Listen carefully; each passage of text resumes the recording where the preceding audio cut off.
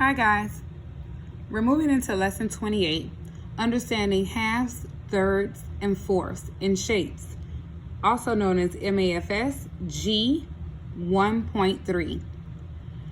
Today, the prerequisite, it talks about how can you break shapes into equal parts. Equal is a very important word when dealing with fractions. When cutting parts or cutting a shape into parts, we have to be sure or have to be certain that all parts that are represented are equal. So it says study the examples showing how to draw equal parts, then solve problems 1 through 8. Draw 4 equal parts. Circle the words that describe the parts. So here it shows us a shape. This shape is a circle. It's cut into how many parts? Let's count them together. 1, 2, 3, 4. So there are 4 parts, also known as fourths. This shape, again a circle, is cut right down the middle. It is, as we know, split in half. Half of the whole. The green part, it represents half. 2 equal parts. Both sides have the same amount. Fourth of a whole. Again, 1 out of the 4 parts is shaded. There are 4 equal parts. One of them is shaded. That will be written as 1 over 4.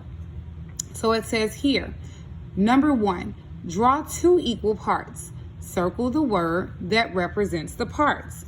So if I wanted to represent this as 2 equal parts, also known as, you got it, halves, I would need to make this into 2 sections. Now again, I'm using a tip of a pen for my screen, so I might be a little bit off with making my lines. So let's try and see what happens. Oops, of course, a little bit off. Let's try a little more on this side. So about there would be half.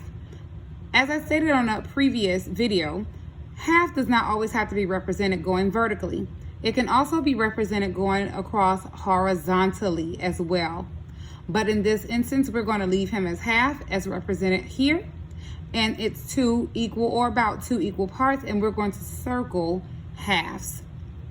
Here, write how many equal parts. Circle the word that describes the parts.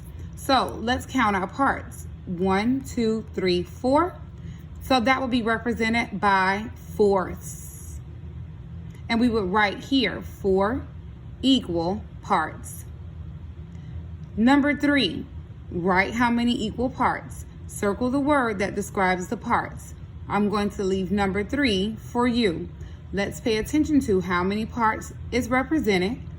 And we're going to look at if we should be circling halves or fourths. And you will input your answer here. Moving on.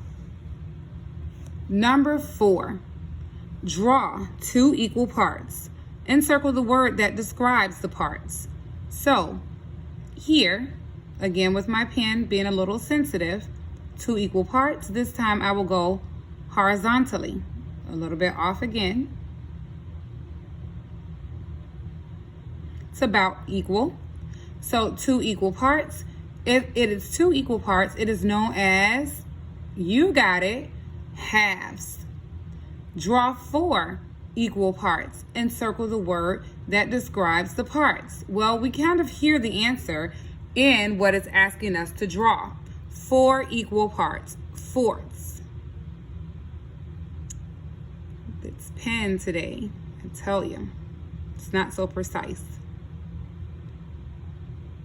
4 equal parts, and we would circle fourths.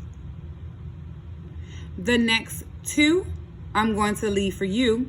Draw 2 equal parts a different way than you did in problem 4. Remember, in problem 4, we went across horizontally. Number 7, draw 4 equal parts a different way than you did in problem 5. So you would do number 6, number 7. Vicky says she shaded half of the square. Do you agree? Why or why not? Let's look at the shape. Remember that I stressed to you before in earlier videos, half or cutting a shape into parts, the parts should be equal. Well, let's look at the green part. It is not equal with the part that is white. So did Vicky cut this part into halves? The answer would be no. The parts are not equal. The parts are not equal.